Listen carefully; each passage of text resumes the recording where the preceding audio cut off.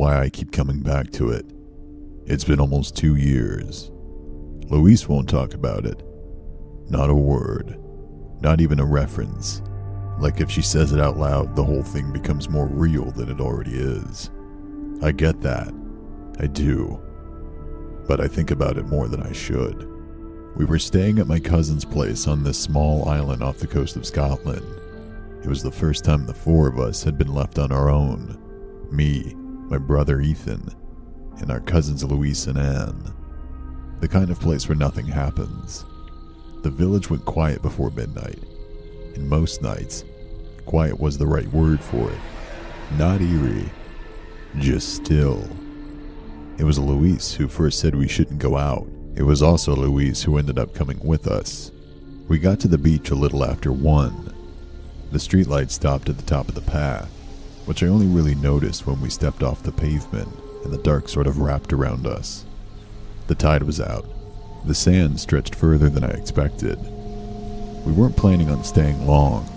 It was cold, and Anne had already crossed her arms before we reached the water line, and Louise kept looking back toward the road like she was measuring the distance. We were laughing though, keeping it low because it was the middle of the night, but we were joking around. It didn't feel like the start of anything. Ethan stopped first. I didn't see why. I just noticed he'd gone still. He turned slightly, looking back out toward the water. And when Ethan does something like that, when he gets quiet fast, it pulls your attention. He told us to listen, so we did.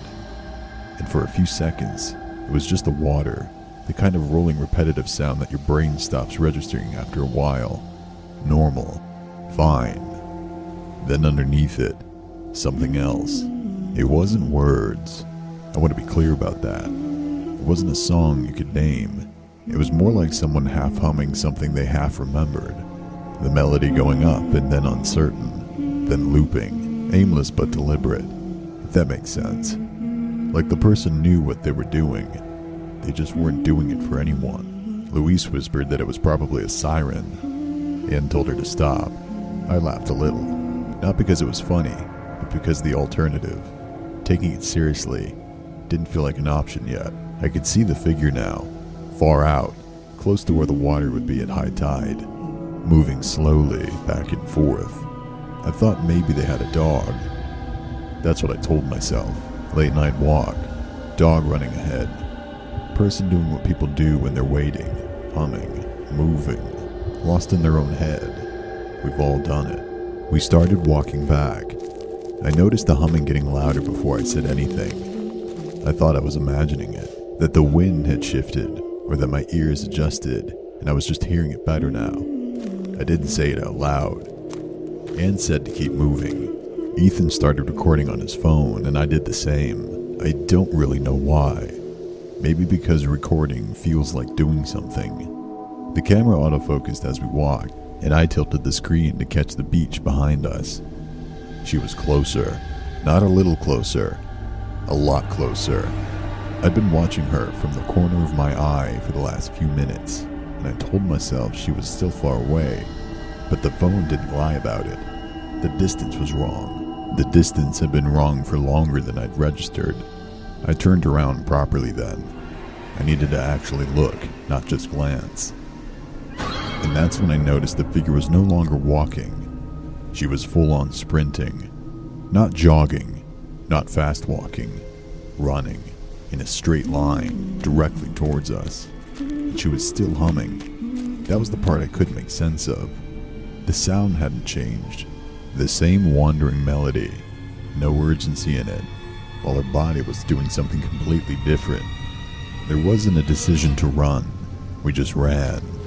Louise was already moving, and that's the thing about panic. It's contagious before you even fully processed why.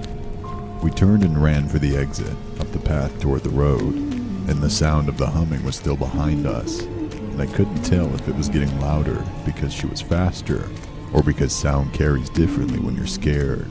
The house was close. I kept thinking, the house is close. The streetlights are right there. Just get to the street.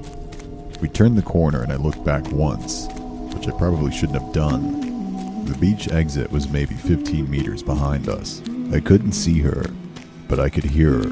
That melody, still moving, still in the same pattern.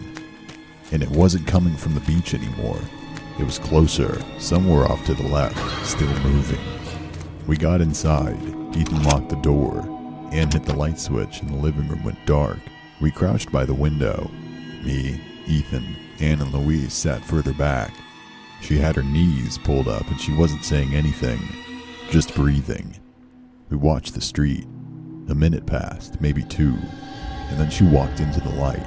She came from the left, from wherever she'd cut through, moving at a normal pace now like nothing had happened. She stepped under the lamppost and stopped, and then she started dancing.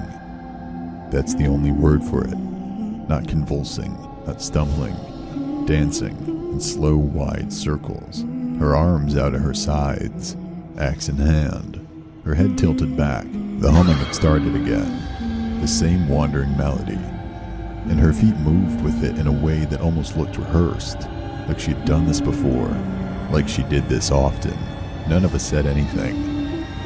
I don't think any of us breathed. She raised the axe above her head mid-dance and brought it down hard into the tarmac. The sound reached us half a second later. A crack, sharp and long. She pulled it free and did it again and again, still humming. The melody didn't change. There was no break in it, no grunt of effort, just that same aimless tune over and over, while she swung the axe into the road like she was furious at the ground itself, like she was punishing the street for something it had done. Anne's hand found my arm. I didn't look at her. It lasted maybe 30 seconds, maybe less. Then she stopped. She stood there for a moment with the axe hanging at her side, her head still tilted back, looking up at something none of us could see. Then she lowered her chin, rolled her shoulders, and walked away down the road, unhurried, casual. The humming faded as she went. The lamppost lit an empty street. Anne still hadn't let go of my arm. Louise behind us didn't ask what we'd seen. I think she already knew she didn't want to. I've thought about this more than I should. I've tried to explain it. A local maybe. Someone who wasn't well. Someone who had a bad night that went somewhere none of us could follow. I don't know where she went after she rounded that corner. I don't know what she was angry at. Maybe she was angry we got away. I don't know. But I know what I saw. And I know the next morning, there were 3 fresh gouges in the road outside the house that hadn't been there the night before, and none of us mentioned them to my cousin's parents. And they flew home 2 days later, and I haven't been back since.